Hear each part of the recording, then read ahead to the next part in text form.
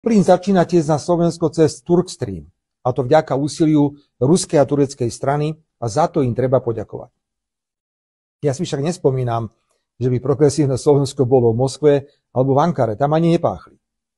Naopak očakávam uznanie od opozície za to, že niekoľko dní tečie cez reverznú rúru vo Vojanoch plyn na Ukrajinu. Plyn, bez ktorého by Ukrajina zamrzla. V tomto Slovensko prsty nemá. Dodávateľmi sú zahraničné firmy. My však máme morálne právo uvažovať nad metódami, ako zastaviť zahraničné dodávky približne 7,5 milióna metrov kubických denne na Ukrajinu. Tieto zahraničné dodávky z Európy na Ukrajinu totiž spôsobujú ešte väčší tlak na cenu plynu. Sa intenzívne venujeme tak na domácej, ako aj na európskej úrovni, pretože Európa robí zo seba blázna.